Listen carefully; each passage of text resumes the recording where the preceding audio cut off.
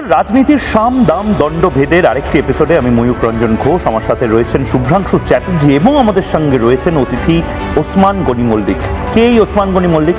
Osman Gani Mallick UCC বা অভিন্ন দেওয়ানি বিধি, সেই অভিন্ন দেওয়ানি বিধির যে কমিটি তৈরি হয়েছে সেই কমিটির অন্যতম সদস্য। এর পাশাপাশি ওসমান গনি মল্লিক একজন আইনজীবী। ওসমান গনি মল্লিকের ইদানিং একটা নতুন পরিচয় হয়েছে, আয়োজক তসলিমা নাসরিনের প্রত্যাবর্তনের যে কনসার্ট, সেই কনসার্ট। এই নির্দিষ্টভাবে পরিচয়গুলো ছাড়াও ওসমান গনি একজন রাষ্ট্রবাদী মুসলিম। ওসমান গনি লাগাতার আন্দোলন করে গেছিলেন ওয়াকফের সময়, সাধারণ মুসলিম পরিবারকে বুঝিয়েছেন যে কেন ওয়াকফ বিলটা জরুরি। নামাজ সবসময় রাস্তা আটকে পড়াটা যে জায়েজ নয় সেটাও তিনি বুঝিয়েছেন, এবং তার পাশাপাশি এখন মাদ্রাসা নিয়েও, খারিজি মাদ্রাসা নিয়েও ওসমান গনি আন্দোলন করছেন। শুভ্রাংশু, তো এরকম একজন রাষ্ট্রবাদী মুসলিম মানুষকে পাওয়া এবং আউট অ্যান্ড আউট পেট্রিয়টিক একজন মানুষকে পাওয়া, বাংলার মানুষেরও তো জানা উচিত ওনার এই গল্পগুলো। অ্যাকচুয়ালি যেটা হচ্ছে, আমরা যে অনেকে বলে না যে তোমার দুটো ভিন্ন ধারা, মুসলমান হিন্দু এইসব বিবিধ আলোচনা করে, কিন্তু এই মানুষগুলো যখন সামনে আসে তখন ওই যে কথোপকথনগুলো আমরা শুনি সেগুলোকে মনে হয় কত জোলো। তো এই যে লোকটা যে তুমি কথাগুলো বলছো, নজরুল ইসলাম, আমরা যে করে চল চল চল ঊর্ধ্ব গগনে বাজে মাদল, এরা তো মাদলটা বাজাচ্ছে। ঠিক আমাদের পশ্চিমবঙ্গে যে মাদলটা বাজাচ্ছেন, সেই মাদলের মধ্যে আপনি যেটা বললেন, যেটা বলছিলাম ময়ূক, তসলিমা নাসরিনকে আপনি নিয়ে আসছেন মানে আমন্ত্রণ জানিয়েছেন পশ্চিমবঙ্গে, যে পশ্চিমবঙ্গ থেকে তাকে এর আগে ঢুকতে দেওয়া হয়নি, বিতাড়িত করা হয়েছে।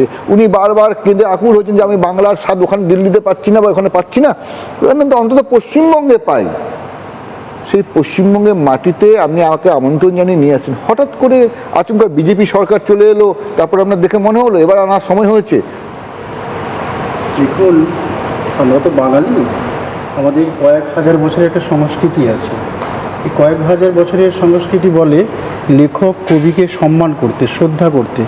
দেখবেন আমাদের বাড়িতে বিজ্ঞানীদের ছবি হয়তো টাঙানো থাকে না, কিন্তু কবির ছবি টাঙানো থাকে। বেশিরভাগ বাড়িতে দেখবেন রবীন্দ্রনাথ, শরৎচন্দ্র, বঙ্কিমচন্দ্রের ছবি টাঙানো থাকে। অর্থাৎ আমরা বাঙালিরা সবসময় লেখক এবং কবিকে সমাদর করি, সম্মান করি, মানে বলতে গেলে ঈশ্বরের জায়গাতেই বসাই। 25শে বৈশাখকেও সেই জায়গাতেই আমরা নিয়ে গেছি, কিন্তু লেখকদের অসম্মান আমরা করি না। কিন্তু বিগত 2007 সালে আমরা কি দেখলাম, সেই লেখিকাকেই মানে একটা ন্যাক্কারজনকভাবে পশ্চিমবঙ্গ থেকে বিতরণ করা হলো। এবং কারা বিতরণ করলো? যারা নিজেদেরকে বলে যে তারা নাকি খুব ইন্টেলেকচুয়াল, তারা সংস্কৃতি ধারক এবং বাহক, সেই বামফ্রন্ট সরকারের আমলে এই ঘটনাটি ঘটলো। এটা বাঙালির লজ্জা। যে বাঙালি মুক্ত চিন্তার কথা বলে, যে বাঙালি জীবনে সেই রামমোহন রায় থেকে আরম্ভ করে পরপর নানান রকম বৈপ্লবিক চিন্তাভাবনা কাজ হয়েছে, নানান মুক্তচিন্তক মানুষ এখানে আছেন। বাংলা এমন একটা জায়গা, এখানে দেখবেন সমস্ত ধরনের রাজনীতির উত্থান, কি জাতীয় কংগ্রেস, কি মুসলিম লীগ, কি বিপ্লবী ধারা, কি বৈষ্ণবদের চিন্তাভাবনা, কি ব্রাহ্মদের ধারা। তাহলে এরকম একটা মাটি যেখানে কত রকম মতবাদ, কত রকম চিন্তাভাবনার স্ফুরণ ঘটেছে, মানুষের মুক্তচিন্তার পরিবেশ আছে। সেই জায়গা থেকে লেখিকাকে বিতরণ করে দেওয়া হলে এটা আমাদের আত্মসম্মানের মর্যাদায় লেগেছে। তখন থেকে আমরা চেষ্টা করেছিলাম যে এটাকে ফিরিয়ে আনা দরকার। আমি নিজে ব্যক্তিগতভাবে অনেকবার চেষ্টা করেছি এবং নাসরিনকে বলেছি যদি আপনি বলেন আমি কোর্ট থেকেও পারমিশন নিয়ে সিকিউরিটি নিয়ে আসবো। তখন তিনি বললেন এতে করে অনেক অসুবিধা হবে, সেই প্রপার সিকিউরিটি পাওয়া যাবে না। এবারে বললাম যে এবারে তো সরকার পরিবর্তন হয়েছে, এই সরকারের মূল লক্ষ্যই হচ্ছে ভয় আউট ভরসা ইন। তাহলে এবারে আপনি আমাকে একটা রিটিন কনসেন্ট দিন, আমি দেখছি বাকিটা।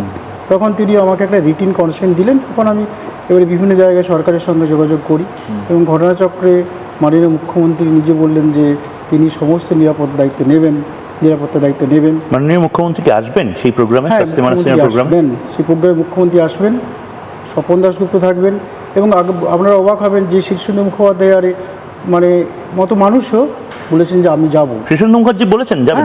তো শীর্ষেন্দু মুখোপাধ্যায় তো ফোন করা হয়, তখন তিনি বলছেন যে তসলিমা আমার বোনের মতো, এবং সেটাও তিনি বলেননি। তিনি বলেছেন বিজেপি সরকার ক্ষমতায় এসে যদি একটি ভালো কাজ করে থাকে, এইটি সবচেয়ে ভালো কাজ, যে তসলিমা সিংকে কলকাতায়, যেহেতু উনি সাহিত্যিক, একজন সাহিত্যিকের মন থেকে কলকাতায় ফিরিয়ে আনা হচ্ছে। শুধু তাই নয়, মানে আপনারা জেনে অবাক হবেন যে আরও অনেক মানে ঐতিহাসিক রামচন্দ্র গুহ থেকে আরম্ভ করে অনেকেই মানে ব্যাপারটাতে খুশি, সকলেই খুশি প্রায় যে ব্যাপারটা তিনি আসছেন। তো তো এটা নতুন কোনো প্রচেষ্টা নয়, কিন্তু যেটা হয়েছে এই সরকার, এই যে আমরা দেখবেন একটা মুখবন্ধ ব্যবহার করেছে, মুক্ত পশ্চিমবঙ্গ, অর্থাৎ পশ্চিমবঙ্গ এখন মুক্ত, এখানে মুক্ত চিন্তার মানে কোনো রকম প্রতিবন্ধকতার সৃষ্টি করা হবে না, সরকারের তরফ থেকে সেই আশ্বাসই দেওয়া হয়েছে, যার ফলে তাকে আনা সম্ভব হচ্ছে। নানা ধরনের কন্টেন্ট দেখার জন্য লাইক করুন, শেয়ার করুন আমাদের ফেসবুক পেজ, সাবস্ক্রাইব করুন আমাদের ইউটিউব চ্যানেল। পাশাপাশি অন্যান্য ব্রেকিং নিউজের জন্য অবশ্যই চোখ রাখুন রিপাবলিক বাংলায়।